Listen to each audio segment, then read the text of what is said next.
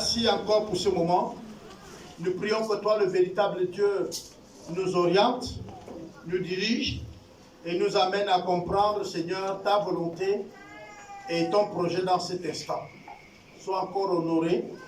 Nous prions au nom de Jésus. Amen. Donc, je parlais de 9 étapes pour se réaliser. Ou alors 9 étapes pour être accomplies. Nous allons voir donc les étapes. Il y en a 9. Nous parlerons donc de l'appel de Dieu. Dans l'appel, nous pouvons voir quelques appels. Il y a l'appel à devenir chrétien. Il y a l'appel par rapport à la consécration au ministère. Donc l'appel de servir Dieu en plein temps. L'appel aussi de pouvoir accomplir une tâche bien déterminée dans la maison. Ensuite, il y a la vision. La vision que la personne a de son appel par rapport à là où il voit se réaliser. Ensuite, le lieu que ces choses vont avoir lieu, vont se réaliser. Vous savez, il y a l'appel de Dieu, il y a la vision, mais il y a le lieu. Quand tu ne connais pas le lieu, tu ne peux pas te réaliser. Il y a un lieu. Ensuite, il y a la formation. Donc, te faire former.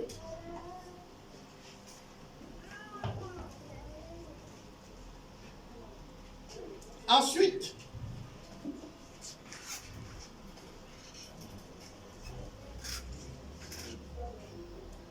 il y a la mise en œuvre de la vision, c'est-à-dire le travail qu'on va même effectuer. Le 6, travailler pour trouver les personnes qui vont pouvoir être dans ta vision pour se réaliser.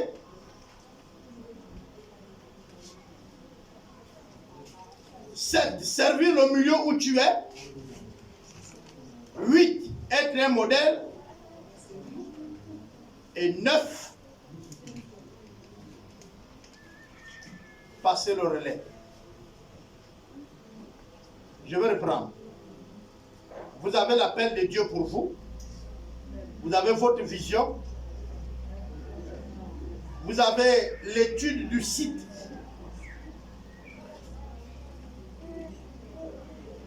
C'est-à-dire là où je dois étudier par rapport à l'endroit que je dois être. On va parler de ça. C'est pourquoi Dieu dit à Abraham de quitter pour aller dans le pays qu'il lui promet. Mais parce que c'est dans ce pays-là qu'il va se réaliser. Je ne sais pas si vous me comprenez. Voilà. Et ensuite, il y a la formation. Parce que quand Moïse arrive, mais il y a une formation. Abraham plutôt. Ensuite, on travaille pour la réalisation de la vision avec des objectifs bien sûrs. Alors, on travaille pour trouver des personnes qui vont être avec toi dans la vision là, mais qui sont des personnes qui ont aussi leur vision dans ta vision.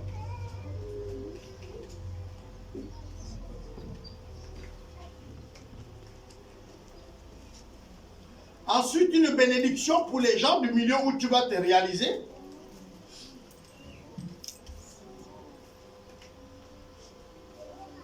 Être un modèle et passer le relais.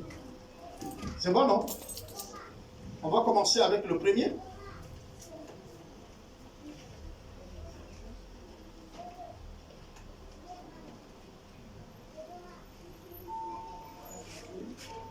Alors, premièrement, il faut d'abord que vous compreniez que pour pouvoir parler de quoi que nous voulons faire, quelle que soit la chose que nous voulons faire, il faut d'abord être sûr de l'appel de Dieu.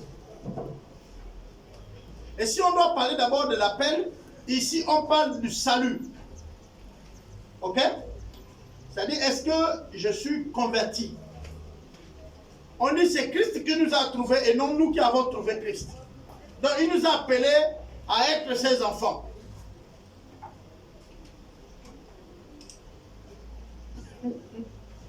Mais c'est l'appel de Dieu. Dieu nous appelle à devenir chrétiens. et nous répondons à l'appel. Et donc, il faut d'abord être sûr que si je suis chrétien, c'est Dieu qui l'a voulu. Si tu n'es pas sûr de ça, il y a problème. Si tu penses que tu es devenu chrétien parce que ta mère l'a voulu, ton père l'a voulu, ce n'est jamais toi. Là, dans ce cas-là, t'appelles à un problème. C'est l'affaire des autres et non toi. Tu dois être sûr que Dieu t'appelle à être chrétien, que tu es devenu chrétien par appel. C'est bon? La personne qui doit se réaliser ou s'accomplir doit être sûre de sa relation avec Dieu. Et on appelle ça l'assurance du salut. Sûr de sa conversion. Donc il faut que tu es sûr que tu es converti. Parce que la première étape que le diable va t'attaquer, c'est ta conversion. S'il t'arrive de pécher, il va te montrer que tu vois, tu as péché, tu n'es pas enfant de Dieu. Il faut que tu sois en mesure de lui dire non, je suis enfant de Dieu. Si il t'est arrivé d'avoir des difficultés, tu vas commencer à te dire, est-ce que vraiment Dieu est avec moi? Mais si tu sais que tu es enfant de Dieu, c'est que tu demeures dans la maison de Dieu. On est d'accord? Et si tu es dans la maison de Dieu, c'est que veut dire que Dieu est là. Ce n'est pas les circonstances ou les problèmes. La Bible dit, ni l'épée, ni même la mort, ni quoi que ce soit ne peut nous séparer de quoi? De l'amour de Dieu. Donc être sûr que je suis aimé de Dieu. Mais pour être sûr, il faut comprendre comment la chose fonctionne. Je vais ouvrir la petite parenthèse. Il dit, Dieu a tant aimé quoi? Qu'il a fait quoi? Il a donné son fils, afin que quiconque ne périsse. Ok. Donc, vous comprenez ici que c'est l'amour de Dieu qui s'étend vers vous. Ce n'est pas vous qui avez d'abord commencé à aimer Dieu. Parce qu'un jour, vous vous êtes dit non, mais normalement, je dois servir Dieu. Ça, c'était maintenant la réponse à l'amour de Dieu. Ce n'est pas vous qui avez posé le premier acte. Il faut que vous changez ça. Quand vous êtes sûr que Dieu vous appelle, alors vous pouvez supporter les moments difficiles dans la marche avec Dieu. Est-ce que vous comprenez? Quand les épreuves vont arriver, quand les tentations vont arriver, quand la persécution va arriver, tu vas rester serein. Quand les difficultés seront là, tu vas rester serein parce que pour toi, c'est Dieu qui t'a trouvé. Vous savez, j'aime bien, il y a mes frères ivoiriens, que j'aime bien le cantique, les chants, il dit, conduis-moi par ta main, conduis-moi par ta main, l'obscurité envahit le chemin, conduis-moi par ta main. Est-ce que vous comprenez bien le cantique? Il dit, conduis-moi par ta main, quand l'obscurité envahit le chemin là, il ne faut pas que moi-même je tente de partir, que tu me tiens par la main et tu m'amènes, vous comprenez? Voilà, quand il y aura la difficulté, quand il y aura tout, quand il y aura des épreuves, quand il y aura la persécution, il faut que tu sois sûr que tu es sauvé. C'est ça ce qu'on appelle l'assurance du salut. Et c'est ça votre premier appel. C'est que Dieu nous a appelés à être chrétiens. Ok. Nous pouvons voir quelques exemples. On parle de la vie de David. Mais regardez bien, David était sûr de son appel comme roi. Il gardait les moutons. Et puis, il y a un prophète qui arrive. Le prophète dit, non, on m'a envoyé ici, Dieu m'a envoyé pour oindre un roi dans votre famille. Les gens sont venus. Il a dit, c'est pas eux. Quand David est venu, il a dit que c'est lui-là. Et il lui a versé l'huile. Mais on n'a pas enlevé David dans sa fonction. David est reparti garder les moutons. Est-ce que vous comprenez? Maintenant, quand le lion ou l'ours attaque les brebis, lui, il peut s'élever pour s'opposer. C'est pourquoi il s'élève, il s'oppose à Goliath. Pourquoi? Mais parce qu'il était sûr qu'il ne mourra pas sans pour autant être sur le trône d'Israël. Donc il était déjà oint. C'est-à-dire qu'il était choisi pour être roi. C'est pourquoi la première chose que vous devez connaître dans votre marche avec Dieu, c'est votre appel. Ce n'est pas l'appel forcément d'être pasteur, non, d'appartenir à Christ. Il faut que vous sachiez que c'est lui qui vous a trouvé et c'est lui qui, dans son plan, c'est pourquoi quand il parle à Jérémie, pourquoi il vient rappeler à Jérémie? Je vous dis, si vous m'écoutez bien, vous allez comprendre qu'il vient entamer cette conversation avec Jérémie plutôt. C'est pour lui dire, oh, là où tu es là, tu es un prophète. Assurément, le frère ne savait même pas qu'il est prophète. Ou s'il savait, il n'était pas sûr. Je ne sais pas si vous me comprenez. Peut-être quelqu'un un jour lui a dit, mais jeune homme, tu es un prophète. Il a dit, non, non, non, moi je ne suis pas prophète. Est-ce que vous me saisissez? Et là maintenant, Dieu vient lui dire, il dit, mais au fait, avant que tu ne sois formé dans le ventre de ta mère. Et là encore, il parle des choses qui vont nous aider en temps moderne. Parce qu'en temps moderne, vous allez trouver beaucoup des aînés qui disent, lui là, il n'est pas consacré. Qui est son père qui lui a consacré? Mais là, il vient lui dire, tu n'as pas besoin de la consécration des hommes. Si tu la font, tant mieux. Mais moi, je t'avais déjà choisi. Et puis, je t'avais fait quoi? Consacré. Je t'avais déjà mis à part pour que tu sois prophète. De quoi? Des nations. Donc, le frère, quand il finit sa conversation avec Dieu, il pouvait parler comme Paul, en disant, Paul, apôtre, non selon les hommes, mais selon Dieu. Donc Jérémie aussi pouvait dire, Jérémie prophète pas des hommes, mais de Dieu. Il était sûr, parce que Dieu est venu le rassurer. Nous avons encore un autre, le vaillant guerrier Josué, que Dieu va venir donc voir. Il dit, Josué, serviteur de Moïse, fils de Nun. Mon serviteur Moïse est mort. Toi qui étais son serviteur, c'est toi qui vas maintenant régner à sa place. Qui établit Josué? C'est Dieu. Et maintenant, Dieu va le rassurer. C'est pourquoi je vous ai dit être sûr de son appel. Dieu va le rassurer, lui dit, ne crains pas. Mais pourquoi il lui rassure? Ne tremble pas. Ne tremble pas. Pourquoi il lui dit? Parce qu'il avait les raisons d'avoir peur. Il y avait aussi les autres aux alentours qui pouvaient revendiquer qu'ils sont aussi la descendance, les serviteurs de Moïse. Parce que quand on a envoyé Josué en mission, vous savez qu'il y avait Caleb, non? Il n'était pas donc seul. Donc Caleb aussi pouvait dire, mais moi j'ai été là. Et ce qu'on a épargné, c'est ceux qui avaient 20 ans et moins. Plus de 20 ans, tous sont morts. Donc, vous comprenez qu'il était avec des gars qui étaient pratiquement de la même génération que lui, qui pouvaient lui dire, mais toi, qui t'as établi pour être au-dessus de nous? C'est pourquoi Dieu le rassure. Et le frère, sûr de son appel, sur la demande de Dieu, regroupe le peuple, donne les instructions, nous allons traverser le Jourdain. Le gars, il se lève parce qu'il sait qu'il a parlé avec Dieu. Est-ce que vous comprenez? Et Dieu lui a dit, il lui a même rassuré que nul ne tiendra devant toi. Quand il dit nul là, ce n'est pas seulement les bandits, hein, même ceux de sa maison. Ça veut dire que même si les frères et les sœurs dans l'église s'opposaient à lui, ils ne pouvaient pas tenir. Ils ne pouvaient pas tenir. Dieu avait déjà fait son choix. Donc, être sûr de son appel. Vous devez être sûr que c'est Dieu lui-même qui vous appelle à le servir. Que vous ne venez pas à cause de quelqu'un. Que vous ne venez pas pour faire plaisir à autrui. Que vous êtes là parce que simplement, il y a Dieu qui vous a appelé. L'histoire de David que je vous ai citée, vous pouvez la voir dans 1 Samuel 17, 32 à 37. 1 Samuel 17, 32 à 37.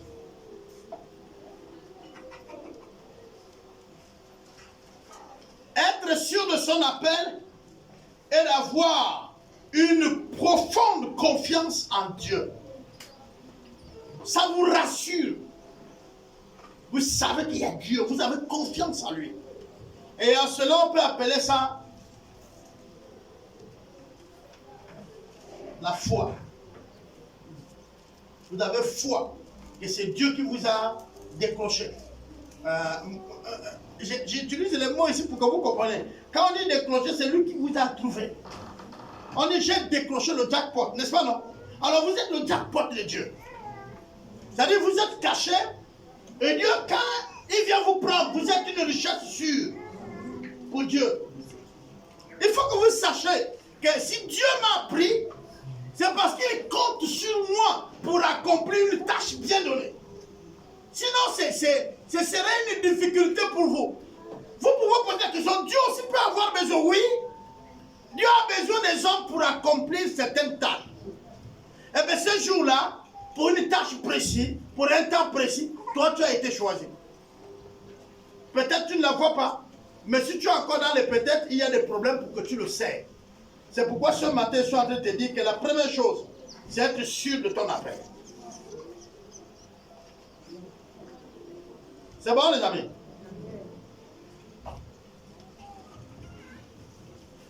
Quand tu es sûr de ton appel, alors il faut avoir une vision. Dieu dit toujours à Jérémie, il dit, je t'avais établi comme quoi? Voilà la vision. Comme prophète de quoi? Des nations.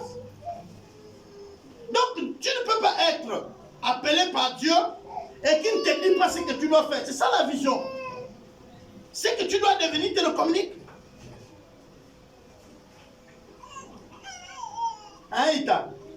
S'il t'appelle chante, il te dit, je t'appelle chante pour les nations. Je t'appelle chante pour mon peuple. Je t'appelle chante pour le Gabon. Vous savez, quand on dit même nation, là, le Gabon seulement c'est la nation. Et c'est plusieurs nations qui sont dans le Gabon. Souvent, c'est aussi un autre problème. Quand on dit Dieu m'a appelé, il a dit pour les nations. Tu veux déjà courir dehors n'importe. Non, non. Il y a plein de nations ici. Il y a plein de nations au Gabon. Et si on était dans le cours de mythologie, j'allais vous représenter qu'est-ce qu'on appelle une nation. Un groupe ethnique, c'est une nation. Par exemple, prenez un groupe de militaires. Hein. Les militaires, c'est une nation. Les agents de santé, c'est une nation. Ils ont une manière de s'habiller, ils ont une manière de parler, un langage à eux. Ils sont à part par rapport aux militaires. Les militaires ont leur langage, ils ont une manière de parler, ils ont leur façon de faire. C'est un peuple. Est-ce que vous comprenez ça? Et quand vous mélangez toutes ces personnes-là, les enfants de la rue, c'est une nation. Là, vous voyez ceux qui chargent les taxis là. Ils ont leur langage, vous le plus comprenez. Ils disent non, faut pas me oise ou me quoi là. Les autres comprennent. Nous, on entend seulement oise, mais ils se comprennent. Dès qu'il répète oise 3 fois, l'autre comprend qu'il veut dire le pain ou il veut dire la nourriture. Mais nous, on est là debout. Il peut même dire à l'autre, le vieux qui est là est déjà bon, prends-lui le portable. Toi aussi, tu es là, tu dis, oh, et parle quoi? Est-ce que vous comprenez ça? Ils ont leur langage à eux. Et donc, Dieu également, quand il t'appelle, il te communique ce pourquoi il t'appelle. Vous savez, Dieu est intelligent. Dieu est sage. Et parfois, notre manière d'être avec Dieu, on a l'impression qu'il n'est pas. Regardez une société. Vous créez votre entreprise. Est-ce que vous allez pouvoir créer l'entreprise pour recruter les personnes sans leur dire ce qu'ils vont faire? Hein? Bon, comment vous pouvez penser que Dieu va permettre que tu te convertis, mais que tu ne fais rien? Non, ça dit que donc, il t'a appelé pour être sauvé. Mais si c'est pour sauver, vous devez mourir après que vous avez accepté le salut. Je ne sais pas si vous me comprenez. Je vais expliquer. Si Dieu t'appelle à être sauvé, parce qu'il veut simplement que tu sois sauvé, tu vas te convertir, après tu meurs. Tu es sauvé. Mais sinon, il y a quelque chose qu'il veut que tu fasses. Écoutez bien. Un chef d'entreprise veut aider quelqu'un à résoudre un problème, mais il te donne de l'argent.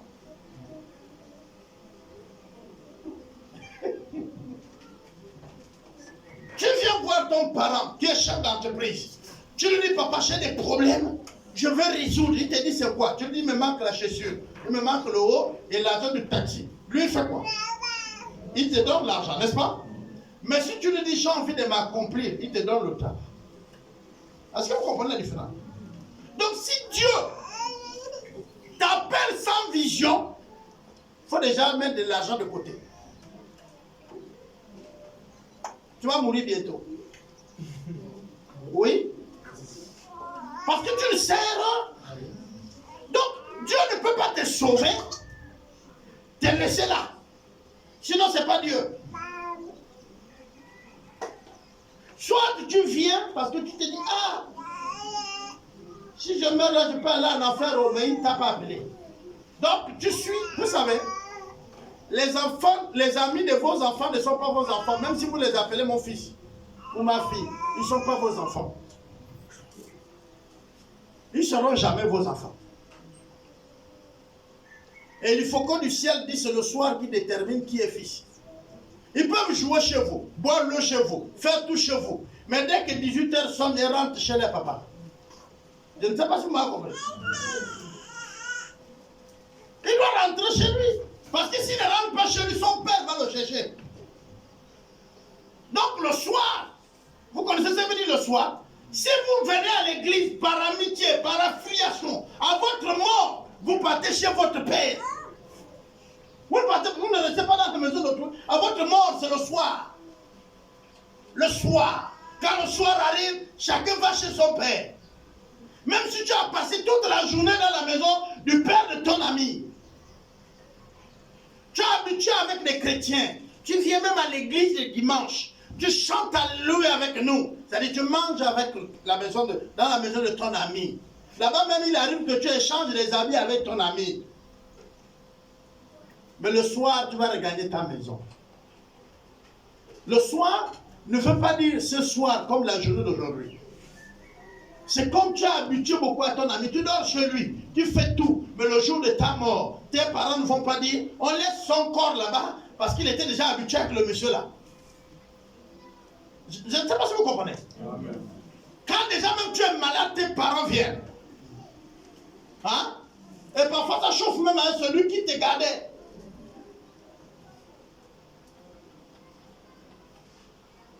C'est pour dire quoi?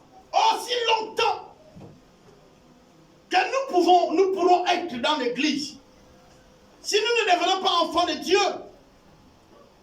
le dernier jour nous serons surpris. En fait, c'est nous qui sommes surpris parce que tellement habitués, on se croit maintenant l'enfant de Dieu. On s'est habitué à l'endroit, on connaît les chambres, comment est composée la maison, on connaît comment maman prépare, on connaît l'odeur de certains. Et là-bas, on a déjà même une certaine habitude où on peut rentrer dans la cuisine, on se sert. Vous savez, quand certains, les amis de vos enfants, sont tellement habitués avec vous, vous les traitez comme, je dis bien comme vos enfants. Le mot c'est comme. Vous comprenez le mot comme? C'est parce qu'ils ne sont pas qu'il y a le comme. S'ils sont les enfants, il n'y a pas comme. On dit vous les traitez enfants. Hein? On ne dit pas comme. Le comme vient mesurer, c'est-à-dire qu'il les met à l'équivalence de vos enfants. Mais ils ont les interdits malgré ça. Et je vais vous dire, l'interdit est dans la partie même qui est clé à la vie chrétienne. Il ne peut pas rentrer dans l'intimité du Père. Ok. Vos enfants peuvent rentrer dans votre chambre d'intimité. Votre chambre où vous êtes avec votre femme. C'est-à-dire, dans ma chambre avec maman Alice, mon enfant peut rentrer. C'est ce qu'on appelle l'intimité. Mais l'ami de mon enfant ne peut pas rentrer dans ma chambre conjugale.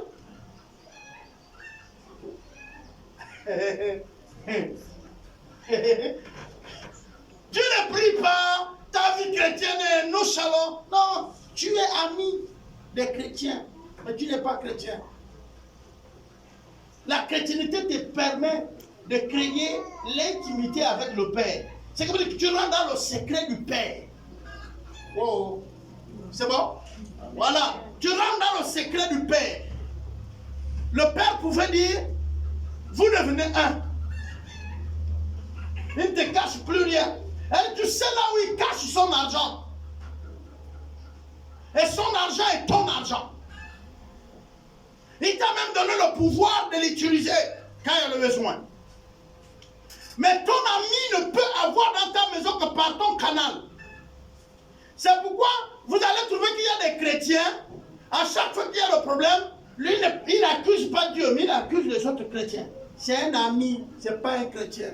C'est un ami. Ça veut dire que lui, il fait quoi? Je vais expliquer. C'est quand tu prends, il mange.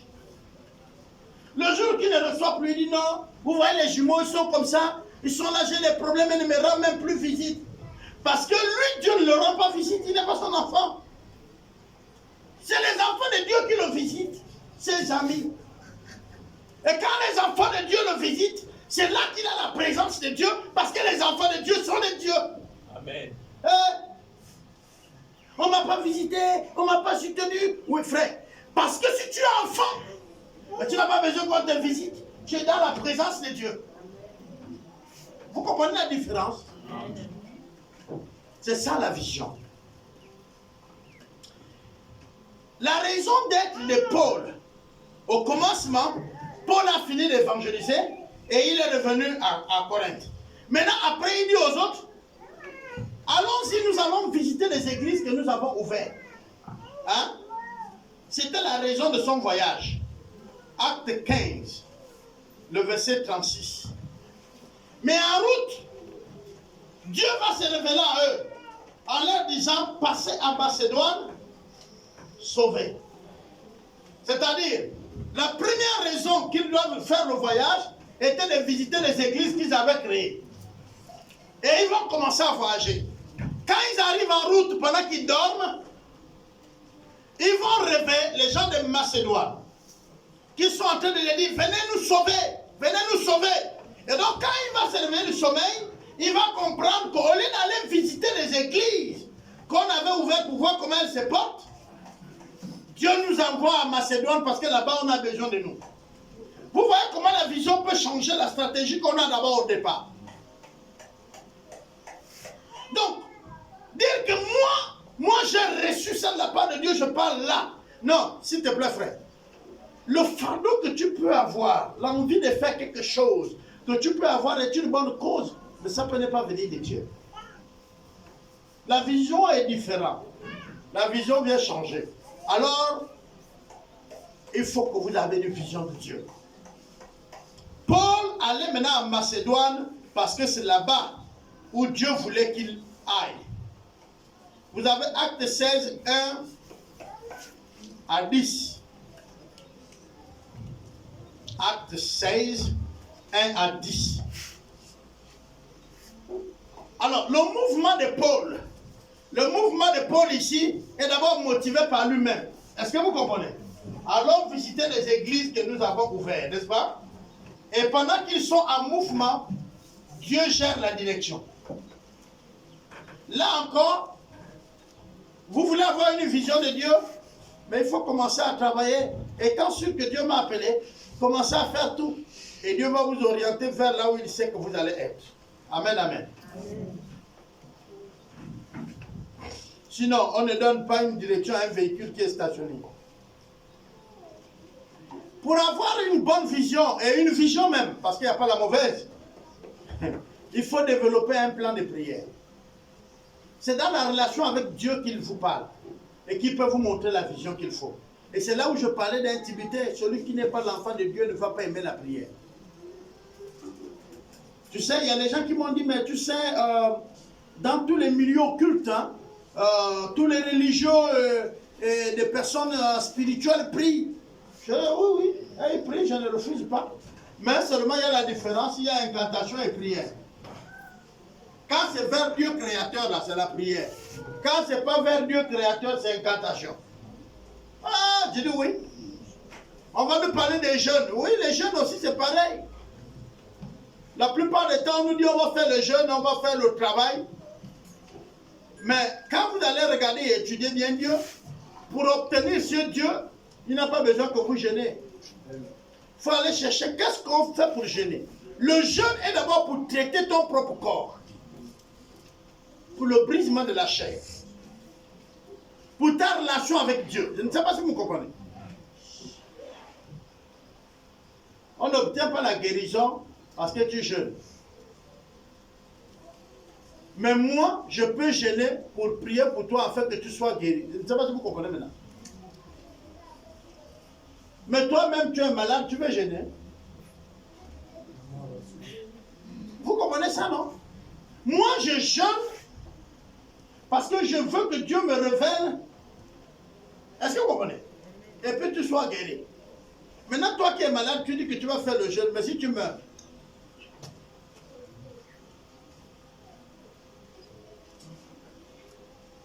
alors qu'est-ce que la vision donne?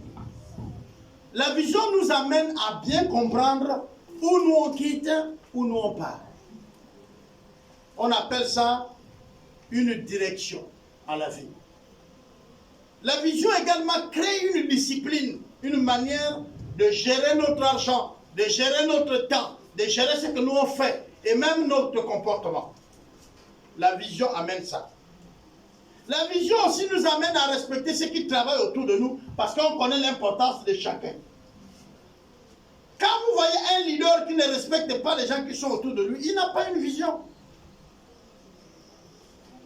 L'autre fois, je disais, voilà, on crée une église ou un ministère et les raisons sont obscures. Une des raisons qu'on crée, on veut montrer aux autres que nous, on va faire mieux que lui. Il verra. Parce qu'il t'a simplement dit, je ne suis pas d'accord que tu as agi comme ça. Tu dis, je sors. Et puis tu vas ouvrir pour toi. Non. Une vision vous aide à avoir la joie, être dynamique. Quelqu'un qui a une vision claire, il n'est pas aigri. Vous comprenez? Il n'est pas frustré. Il peut échouer, mais quand il échoue, il apprend. Et il reprend la même chose. Vous ne pouvez pas décourager quelqu'un qui voit. Je prends le cas. Vous voyez la plupart qui sont mariés là. Jolie est là, Jolie est là, Jolie est là. C'est lui le nouveau marié. En 1 mois ou 2 mois de son mariage, viens lui dire que Jolie, celle-là, je crois que ce n'est pas la femme que tu devrais épouser. Vous êtes sûr qu'il allait t'écouter? Bon, je prends mon fils là-bas. En 2 mois de mariage, là, on te disait que maman n'est pas la femme. Tu allais accepter. Voilà. Vous savez pourquoi ils disent non? Hein, maman Willy? Non, attends, 2 mois là, on te dit non. Ma fille, tu vois, papa Willy là, c'est pas lui. C'est pas lui. Vous savez pourquoi on casse la plupart des mariages quand vous êtes déjà marié? Et quand on vient te dire, par exemple, que ce n'est pas le mari de ton ministère ou la femme du ministère, et puis on casse.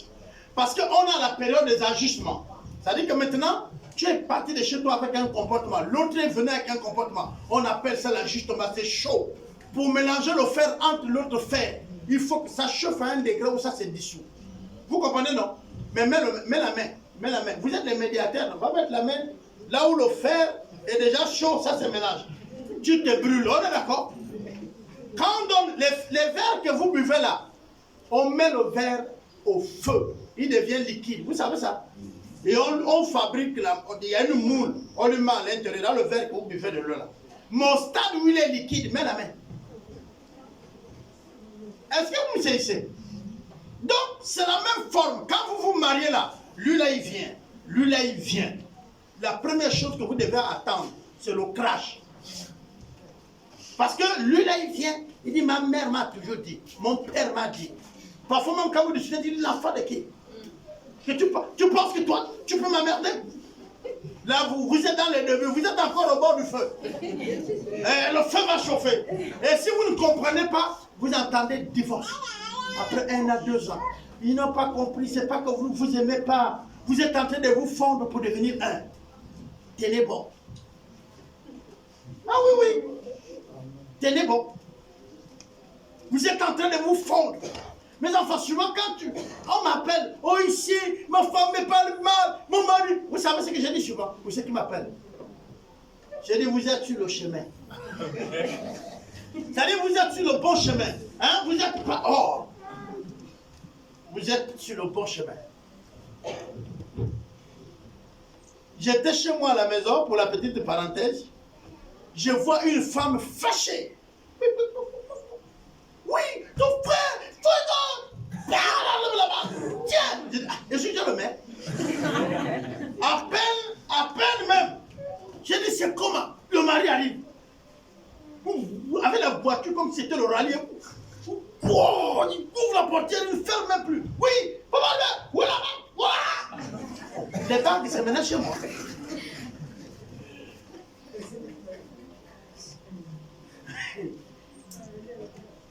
Je suis resté là.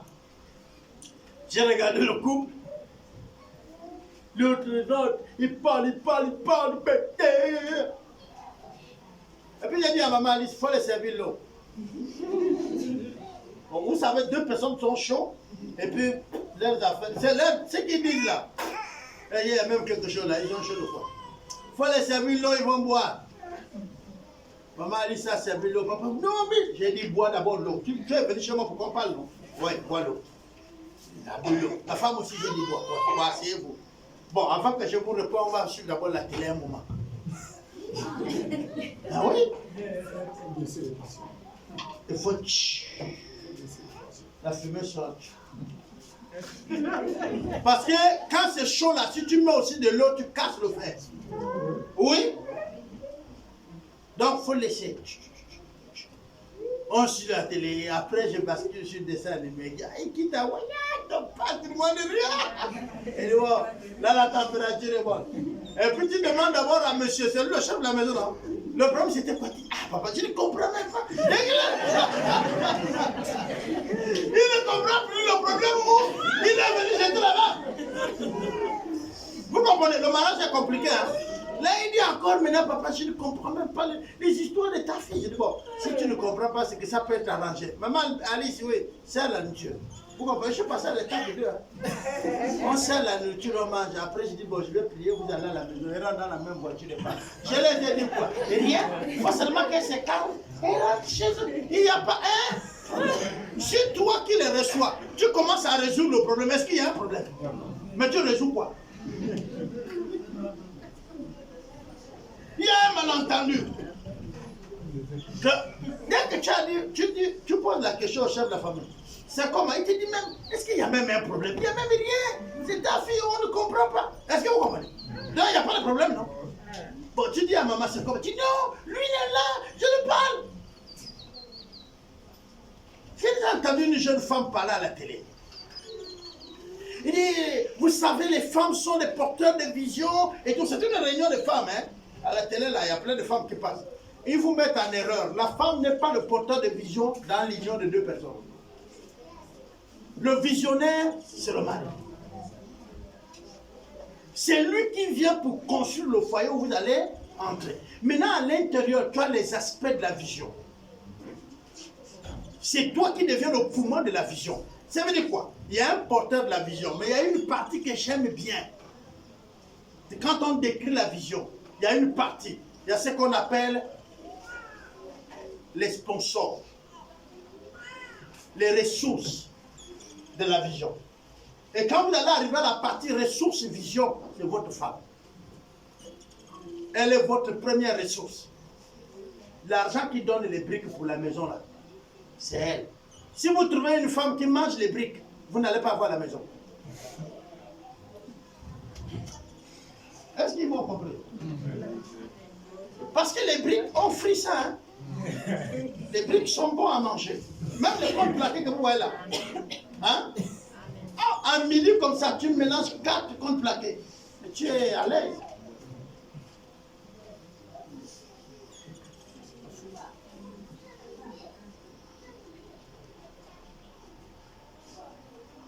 Ça, c'est la vision. La vision permet à ce qu'on peut communiquer clairement.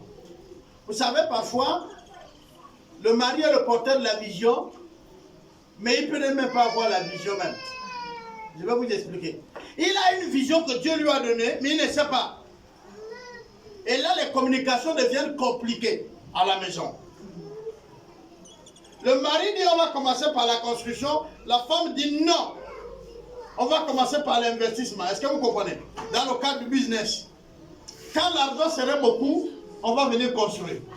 L'autre dit non. On construit un peu, même si on fait le business.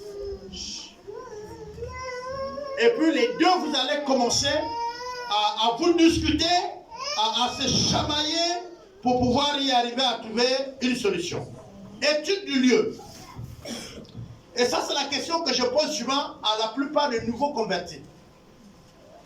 Dans le mariage, la plupart des gens se marient, mais ne choisissent pas la ville qu'elles vont vivre.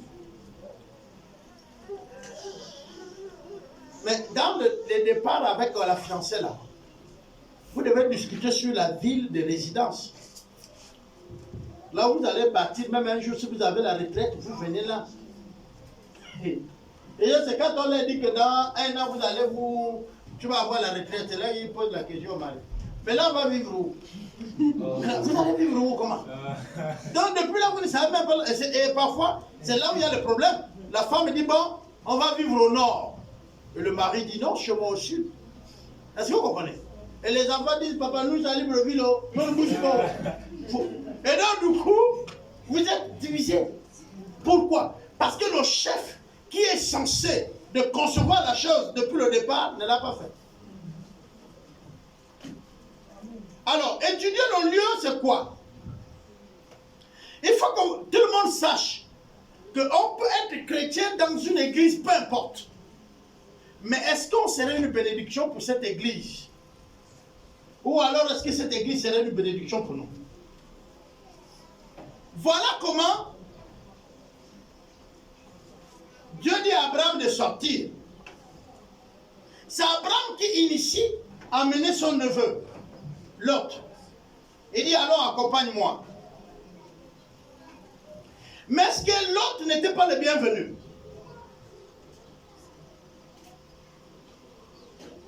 Lot n'était pas le bienvenu. Sinon, son oncle était content, non? Est-ce que Dieu s'est opposé à ça? Ils ont commencé à marcher et ils se sont arrêtés quelque part. Quand ils se sont arrêtés là, ils ont vu maintenant que l'eau était petite. L'herbe aussi était petite, le pâturage devenait serré. Mais qui a permis que les brebis se multiplient? C'est Dieu. Parce que si Dieu savait le corps d'Abraham, s'il disait à Abraham, sépare-toi avec ton fils, Abraham allait dire, mais comment? Tu m'as dit de quitter mon père et ma mère. Au moins là, je quitte, mais tu m'as encore me dire, quitte. Non, il laisse. Le conflit naît d'eux-mêmes. Et ils vont s'asseoir pour dire, bon, on se sépare. Si tu pars à gauche, je pars à droite. Mais il reste son neveu. On est d'accord? Mais regardez ce qu'Abraham fait. Abraham a conçu une première tente là. Mais quand l'autre part, et que lui il reste, parce que l'autre a d'abord choisi l'endroit, lui aussi va se déplacer. Pourquoi il se déplace?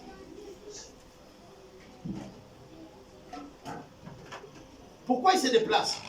Parce qu'il y avait le lieu. Le lieu que Dieu lui a promis, c'était le lieu où le lait et le miel coulent. Il a dit, tu quittes. Papa et maman, tu quittes là où tu es, je vais t'envoyer là où le lait et le miel coulent. Le lait et le miel coulent où? Regardez bien. L'autre, la Bible dit qu'il a regardé l'herbe. Il a vu que c'était vert, n'est-ce pas, non? L'aspect extérieur peut vous tromper.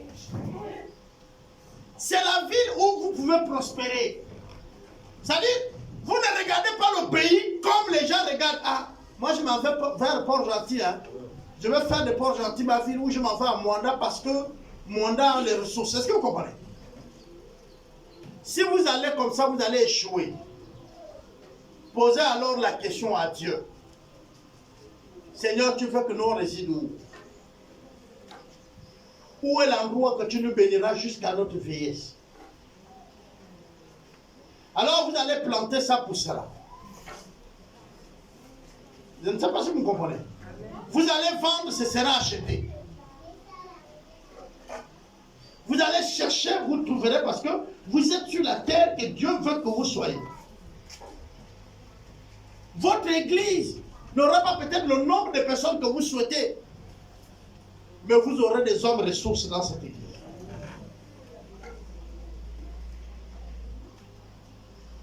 C'est pourquoi moi, je ne suis pas contre le phénomène d'affecter les hommes de Dieu. Mais je suis dans le phénomène où, pour les affecter, il faut qu'on associe Dieu. On associe Dieu avec celui qui va aussi à là. Est-ce que vous comprenez? Lui que vous voulez affecter là, quand il a prié Dieu, Dieu lui a dit où? Si lui-même il vous dit, Dieu m'a dit l'embarrainer, frère, viens. On va faire comme Dieu t'a dit. Est-ce que vous comprenez? Si tu arrives à l'embarrainer, qu'il y a des difficultés, tu vas dire que non, l'apôtre avec son équipe m'a envoyé à l'embarrainer. Tu diras que qui t'a envoyé à l'embarrainer? Donc si tu as la difficulté à l'embarrainer, tu diras à Dieu, tu m'as envoyé ici pourquoi? Réponds-moi, n'est-ce pas non? Si tu t'es trompé, il a parlé de l'Ebamba, tu as entendu l'Ambaréné. Dieu lui-même va te rappeler que je t'avais dit l'Ebamba. Et tu n'auras pas honte de revenir vers moi pour dire, papa, je crois que cette fois-ci c'est l'Ebamba que je dois aller. Je ne sais pas si vous comprenez. Bon, je prends les décisions parce qu'il a dit ce que tu entreprendras. Ok, je t'affecte toi, Mouina, toi, l'Ebamba, toi. Et puis à la fin, ça ne passe pas. Tu vas me dire, non, papa, c'est toi qui m'as affecté là-bas. Et c'est pourquoi celui qu'on a affecté a toujours les yeux rimés vers celui qui a affecté. Je suis affecté ici, je ne mange pas, vous ne vous occupez pas de moi. Pourquoi? Parce que c'est toi qui l'as affecté. Mais s'il sait que c'est dans sa rencontre avec Dieu qu'il a affecté, c'est-à-dire le lieu. Là où vous êtes là, le lieu où vous allez travailler, le lieu de votre résidence, trouvez-le avec Dieu. Trouvez-le avec Dieu. Un jour, un bien-aimé m'a dit, je vais dans une ville, j'ai envie de prier. Comment je vais faire pour localiser l'église? J'ai dit, toi tu cherches l'église parce que tu n'as pas une congrégation d'origine. Il m'a dit comment? Je lui ai dit, mais attendez. Moi je suis de l'EDC. On m'envoie à l'Ambaréné. Je suis de l'EDC. Est-ce que je vais chercher une congrégation? L'EDC vient de commencer dans mon salon. Vous allez me dire pourquoi. Mais c'est une famille. Je vais expliquer. Pour que vous compreniez bien. Qui est dans une famille? Qui est dans une famille? Vous êtes dans la famille, non? Ok. Quand vous allez en mariage, vous cessez d'être votre famille, n'est-ce pas, non? Hein? Vous continuez à être votre famille? Non. Oui, vous devenez quoi? On va créer notre famille. Quand je quitte ma famille, je Oui. crée ma famille. Oui. C'est-à-dire ma famille devient ma femme, mes enfants, où je veux, au lieu où je veux. Et ta mère n'est plus. Et si elle reste ma mère, Ton père n'est plus. Tes frères ne sont plus. ils sont toujours. Donc, quand tu quittes ta famille, tu commences ta famille. Ça devient le prolongement de la même famille. Est-ce que vous comprenez? Je vous ai dit tout de suite, si tu adhères à une autre famille, il faut que tu acceptes les règles de cette famille. Tu ne peux pas venir dans une famille et maintenant tu imposes les règles de ta famille. Voilà ce qui se passe avec nous. Tu pries dans une congrégation, tu rentres dans une autre, il y a les règlements et les statuts, les règles, on est d'accord? Et tu veux imposer ça, non, ils vont refuser. Et là, le premier problème que vous allez avoir, c'est qu'ils vont vous dire, ah non, non, nous ici, nous sommes un pied qu'on traverse la rivière. Et donc si tu ne le fais pas, tu fous le camp. Est-ce que vous comprenez?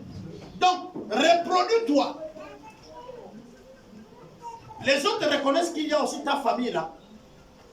Comme ça, celui qui compte travailler avec ta famille, il a une famille. Et je vais vous dire comment. Parce que le jour où nous serons auprès du Seigneur, tous les noms que vous avez donnés sur vos congrégations là, ne sont que les familles. Vous savez ça? Il n'y a qu'une seule église. Quand on parle de deux églises, on parle de l'église universelle, hein, qui est l'église visible et l'église invisible. L'église visible réunit à son sein tous les chrétiens, je dis bien tous les chrétiens, quel que soit le bord où vous êtes, qui croient au Seigneur et qui le célèbrent en esprit et en vérité. Maintenant, ceux qui ne croient pas en esprit et en vérité, s'ils ne sont pas l'église. Maintenant, il y a l'église visible. L'église visible, c'est ce que nous voit avec les yeux là. C'est bon? Voilà. Et c'est ça là que vous attribuez les noms. Oh, nous c'est Nazareth, nous c'est Vie Profonde, nous c'est EDC, nous c'est Célébration, nous c'est Essayer, on va voir, nous c'est le ciel est assuré. Il y a tous les noms. Hein? Il y a même MV, la mort et la vie. Ça, oui, c'est que je vous cite les noms. Voilà. Donc, tous ces noms-là, ça peut peut-être vous sembler que nous sommes beaucoup, mais en réalité, nous ne sommes pas beaucoup. Amen, amen. Voilà. Pour ceux qui sont vrais, ils appartiennent tous au Seigneur. Alors, regardez, le pied, le bras, la tête, le tronc, n'est-ce pas, non? Mais tout ça appartient au même corps, bien que chaque partie a un nom. Si quelqu'un vous fait la guerre des congrégations, vous lui dites, chaque partie du corps a un nom, mais il appartient à quoi? Au corps. Donc, je n'ai pas de débat avec toi. Si tu estimes que je suis ton ennemi, donc tu es de Satan. Il faut être cash. J'étais en train de monter les briques chez moi à la fosse là-bas. Et on travaillait. Et puis, le soir, les enfants sont rentrés, je suis là tout fatigué. Et puis, il y a un frère qui me pose la question. Il vient, il dit, c'est ici chez le pasteur. Je lui dis non. Il dit, ah! On m'a dit que là, c'est chez le... Je dis, on t'a dit. Il dit oui. J'ai dit, mais quand tu poses la question encore que c'est chez le pasteur, or on t'a dit non. Tu viens chez moi, tu me bonjour, c'est ici chez le pasteur, tu as vu, il y a d'autres maisons là. Il dit non. Il dit, ben voilà. Donc tu es chez le pasteur. Ton problème c'est quoi? Oh non, on m'a envoyé ici, et puis il dit son problème. Je dis, bon ok, comment on t'a envoyé chez moi le pasteur? Donc c'est pour que je prie pour toi. Oh non. C'est pour que je résolve son problème. Je dis, bon mais moi je ne résous aucun problème sans prier. Donc si tu acceptes qu'on prie, après on étudie ton problème. C'est tes frères, les étudiants de l'UST, ils ont des problèmes. Et il te dit non papa, là j'ai faim, j'ai envie de manger. Tu dis bon on va prier parce que c'est Dieu qui donne. Tu lui dis non. Bon, maintenant tu veux quoi? Il veut seulement que tu lui donnes. Alors, quand vous connaissez la ville où vous devez résider, la Bible dit, vous allez chercher la paix de cette ville, le bien de cette ville. Vous devenez comme un maire de cette ville.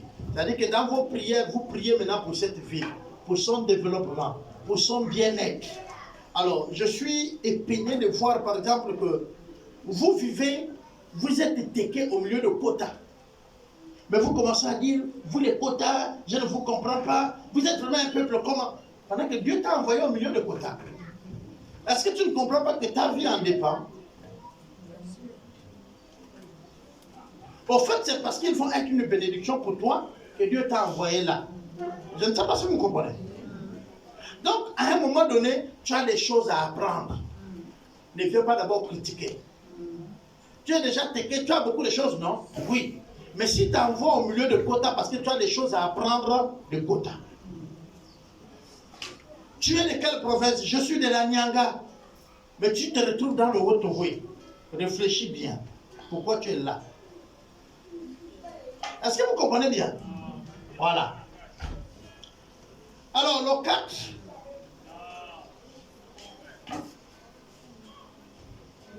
C'était de vous former et de former une équipe. Vous devez vous former. Alors, c'est quoi la formation? Il y a la formelle et l'informelle. Alors, vous êtes dans un milieu, vous devez vous former.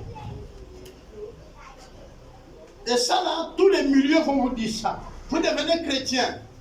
Vous comprenez votre appel pour Dieu. Vous comprenez la vision. Vous cherchez à développer comment y arriver à bien travailler. C'est ça la formation. Vous vous informez. Vous allez vous cultiver dans le sens de la chose que Dieu vous appelle. Par exemple, en Afrique, vous allez voir que beaucoup sont des généralistes. Dans l'église, ils font tout. Mais en réalité, si tu es évangéliste, hein, il faut payer les livres qui traitent sur l'évangélisation. Il faut discuter avec les anciens évangélistes. Est-ce que vous comprenez? Il faut aller aussi sur le terrain, même s'il y a des erreurs, mais petit à petit. C'est comme ça que tu vas devenir aussi quelqu'un qui va enseigner les autres. Tu sens que Dieu t'a appelé, mais le domaine que tu dois travailler, par exemple, c'est la prière. Il faut aimer la prière, payer les livres sur la prière, et puis être dans toutes les réunions de la prière, y compris l'intercession de ton église. Te faire former sur le domaine. Et puis ensuite, la plupart, par exemple, dans le cadre de la prière, pensent que c'est quelqu'un d'autre qui doit monter l'équipe de l'intercession et lui, il vient adhérer. Hein, non? Mais qui sait, si ça n'a pas commencé depuis longtemps, c'est parce que toi, tu n'as pas commencé. Ce n'est pas un problème d'âge. Il se peut que le responsable qui va conduire les temps de prière, que l'intercession qui va décoller, y arriver les gens au salut et au réveil, c'est toi. Et quand tu regardes ton âge, tu dis, ah, à l'église là-bas, est-ce qu'eux-mêmes, ils ont commencé ça? Mais c'est toi qui dois commencer ça. C'est bon? Je passe déjà un peu vite.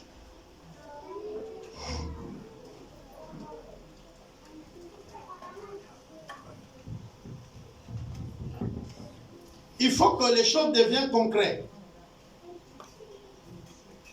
Vous devez trouver maintenant les personnes et former une équipe. Maintenant, selon la vision que vous avez eue de Dieu, vous commencez maintenant à travailler selon elle. Par exemple, Dieu vous a montré qu'avec vous, il va construire une très grande église. Et que vous devez déjà commencer à cotiser, à travailler pour qu'elle se réalise. Donc, elle devient concrétisée. Hein? Tu fais comment? Tu commences à prier. Et tu commences à chercher un terrain. N'est-ce pas, non? Maintenant, si tu gagnes le terrain, là, tu achètes ça avec quoi? Vous comprenez? Donc, ne cours pas chercher le terrain. Ne cours même pas chercher à louer un endroit pour commencer. Recule. Mets de l'argent de côté. Est-ce que vous comprenez? Commence à, comme je vous ai dit, à former une équipe. Commence à parler avec quelques personnes. Je vais vous dire comment nous on a commencé Potos. Le fardeau était là, il était vif. Je n'étais pas affecté. Je suis parti d'un champ pour venir ici. D'un champ de mission, je suis revenu à Franceville. Et le soir, c'était d'ouvrir Potos. Je commençais à prier à la maison, prier avec ma femme. Et ensuite, je vais associer des personnes. Qui sont le pasteur Serge, Papa Moumessi, Emar Tiba. Il y a Jolie qui va nous rejoindre après. Il y a Patricia. Il y a Pluchéry. Et puis, il y a Emar Tiba. Et il y avait le dernier à nous rejoindre, c'est Raisin. Est-ce que vous avez compris l'équipe que j'ai souhaitée? Mais cette équipe n'est pas venue ouvrir ici. Pendant que tout le monde ne savait pas, on se réunissait déjà chez moi, à la maison. On priait. On a dit, pour ne pas priver nos églises de dîmes, on va faire une offrande à nous-mêmes ici. Et donc, on a fait une offrande. On mettait de l'argent dans la caisse et c'est moi qui trouvais, qui gardais l'argent. Dès que nous avons vu que nous avons un peu d'argent et qu'on pouvait oser, on a commencé à marcher. Les autres avaient plein d'autres préoccupations, c'était les élèves, les autres travaillaient. Serge et moi, nous avons commencé à marcher dans les quartiers et on va trouver un terrain à Matébélé. On fait rendez-vous avec le papa, on vient, on regarde le terrain, c'est bon à prendre. Mais nous, on savait que la ville qu'on nous a envoyée, ce n'est pas Matébélé. Est-ce que vous le comprenez maintenant? Non, on a dit, notre ville où nous on doit progresser s'appelle Potos. Nous, on est venus à Potos, on a fouillé. Quelqu'un nous a proposé un terrain d'1 million à Potos. Vous voyez là où il y a, comment on appelle, la menuiserie là. C'est là où on nous a proposé pour acheter si on a 1 million. Mais on n'avait rien. On a discuté avec l'église à l'époque, on était en collaboration avec l'église de l'Alliance. On travaillait avec eux comme un champ. On les a proposés, ils nous ont baladé. Nous, on n'a pas payé. Baladé dans le sens qu'il n'y avait pas l'argent. Est-ce que vous comprenez? On n'a pas pu payer le terrain. On était incapables. C'est à partir de là que je suis en train de vous dire, ne sortez pas pour aller chercher si vous n'avez pas économisé. Vous comprenez? Vous cherchez un terrain, vous allez l'avoir. Par exemple, pour les jeunes couples, vous souhaitez construire, vous êtes d'accord pour construire. Souvent vous dites, vous cherchez un terrain, mais vous n'avez pas mis de l'argent de côté. Si tout de suite on vous présente le terrain, vous faites comment?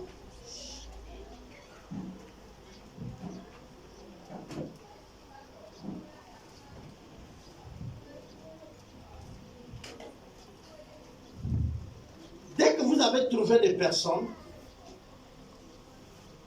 alors vous faites quoi? Vous travaillez avec cette personne. Vous les faites présenter la vision. Ils adhèrent à la vision. Je parle ici de votre appel. Je parle de votre réalisation. Si on parle en termes d'entreprise, vous n'allez pas faire l'entreprise à compter sur les moyens de d'autres personnes. C'est vous qui faites l'économie qu'on appelle le capital, n'est-ce pas? Ensuite, vous trouvez des personnes. Les premières personnes que vous trouvez là, ils ne sont pas vos travailleurs, ils sont vos partenaires. Je me suis fait comprendre. Quand tu montes une entreprise, la première personne qui vient travailler avec toi n'est pas ton travailleur. il est ton partenaire. Pourquoi? Parce que tu n'es pas en mesure de lui payer tout ce que tu lui dois. Donc, par conséquent, il est ton partenaire. Il est venu te rejoindre pour que vous développez la chose.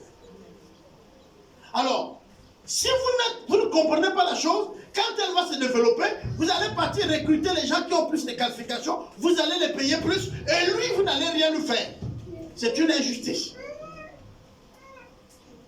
Si vous êtes DG, créez un poste.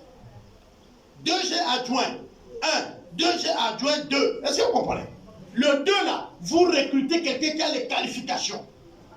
Vous dites 2G adjoint 2, chargé du personnel et du développement de l'entreprise. Est-ce que vous comprenez? Mais le 2 là, c'est parce que tu sais que hier, c'est lui qui mettait la bassine sur la tête pour vendre au marché. Et tu veux l'honorer. Et il doit dépasser l'autre là, même de 10 000 le salaire. Vous savez pourquoi? Parce que cette entreprise, c'est lui qui l'a montée.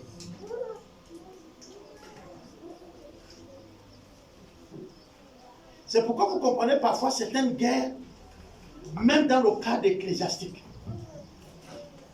Tu te joins, mais tu dis, moi, je vais être pasteur président. Et puis le leader qui est mon frère, reste avec nous au bureau, mais laisse X président. Est-ce que vous comprenez? Dis non, moi, Dieu, la vision. Ah, mon frère.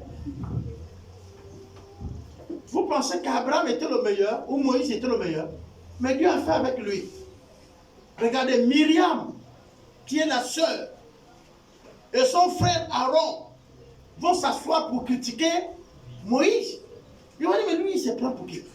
Est-ce qu'il pense que Dieu parle seulement à lui? Dieu parle aussi à lui, mais Dieu les a frappés. Mais pourquoi Dieu ne lui a pas donné raison? Quand vous regardez même la raison qu'on lui critiquait, il se peut qu'il avait tort. Mais Dieu avait fait de Moïse son allié. C'est-à-dire il y avait Dieu, Dieu créateur, il y a Dieu Moïse. Et il y a le sacrificateur Aaron. Et il y a le peuple. Est-ce que vous savez que c'était ça la hiérarchie? Dieu, il parle à Moïse. Moïse vient parler à son ampli. C'est-à-dire que Aaron, là, c'était l'ampli. Il prend le micro. Ouais, ça, c'est Aaron. Hein? Peuple de Dieu. Ah, c'est Moïse qui parle.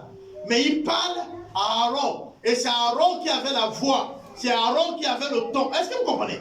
Le verbe, tu as appris, tu parles bien français. Le pasteur, il te dit, mon fils, lis là-bas. Tu dis, oh, si c'est pas moi. Est-ce que vous comprenez? Et il te dit, mon fils, oui. Il dit, papa, écris le courrier là. Tu dis, oh, si c'est pas moi, est-ce que l'église là va marcher? Non, écoute bien. C'était la même chose entre Aaron et Moïse. Tu ne dépasseras pas Moïse. Mais tu as aussi ta part de bénédiction. Regardez bien, Moïse est resté saint. Mais c'est les enfants de qui sont restés incontournables dans le peuple d'Israël. Les enfants d'Aaron, les sacrificateurs. C'était la descendance d'Aaron, n'est-ce pas non? Dites-moi, les descendances de Moïse étaient venues quoi?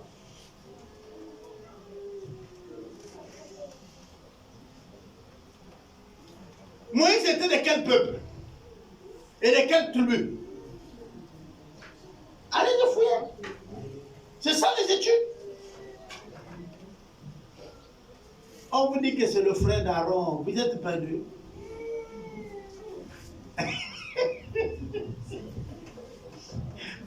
On vous dit que c'est le frère d'Aaron.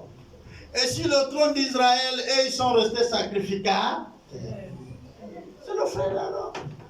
Moïse était le frère d'Aaron. Myriam était leur sœur.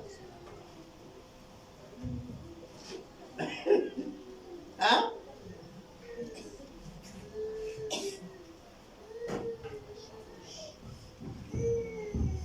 Alors, le 7, vous devez vous étendre dans le champ où vous allez travailler.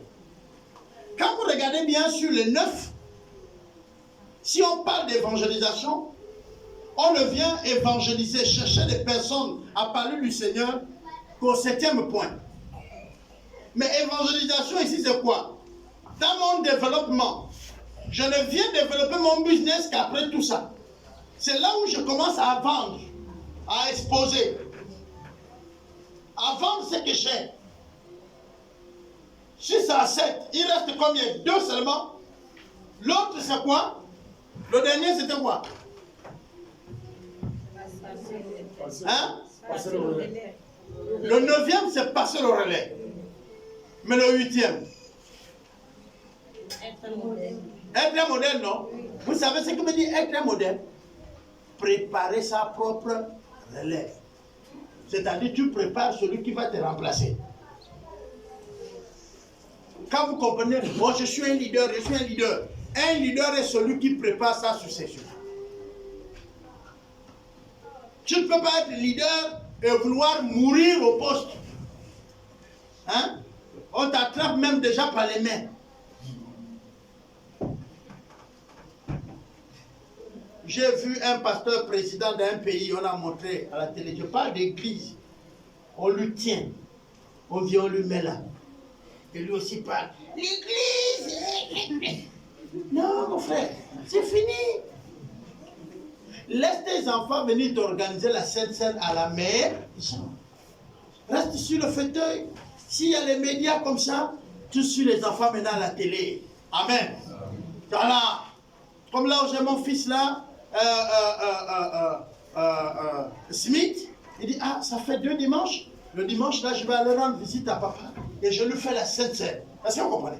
Il arrive à la maison, il prend le gobelet, il prie. Il fait la Sainte Seine. Il dit, papa, je suis venu te faire la Sainte Seine. Je prends la Sainte Seine avec les mecs qui tremblent là. Je bois à la maison. Est-ce que vous comprenez? C'est ça, préparer sa relève.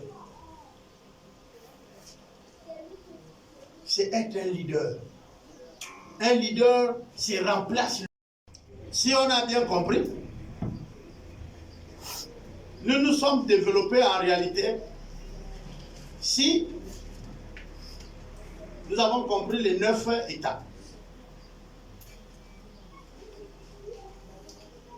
Même dans le monde des affaires, vous devez être sûr d'abord que Dieu vous a appelé. Et que là où vous voulez faire les affaires, là, Dieu est là-dedans. Amen. Pour que vous osiez parler du développement. Sinon, mes frères et sœurs, nous n'allons pas nous développer si nous ne faisons pas ici. Laissez-moi encore vous dire que c'est le Seigneur qui voudrait très bien que nous soyons sûrs de notre appel. Que nous connaissons quelle est la vision qu'il nous appelle. Que nous nous mettons dans le champ de travail. Et que nous le faisons avec d'autres personnes. Et qu'en le faisant, nous préparons notre propre relève. Et qu'ainsi, nous laissons les autres prendre le relève même à notre vivant. Et que nous les assistons. Voilà la seule manière que vous pouvez être accompli. Ou encore, mourir en paix. Quand tu vois ton fils te conduit dans le véhicule et que toi tu te mets à la cabine, tu es content. Alors, pour terminer, soyons ces personnes qui aspirent à ces 9 choses ou 9 étapes.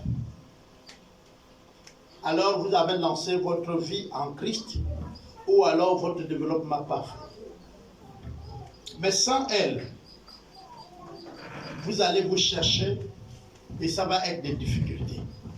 Nous allons demander au Seigneur de nous remplir et de nous conduire dans les voies que lui seul a réservées pour nous, à avoir ces 9 étapes pour notre développement personnel. Prions. Seigneur, merci encore. Si tu ne connais pas encore l'Église des disciples de Christ du Gabon, je t'invite à aimer et à t'abonner sur notre page Facebook Église EDC et d'activer la cloche de notification, afin de suivre nos différentes activités. Merci et que Dieu te bénisse abondamment.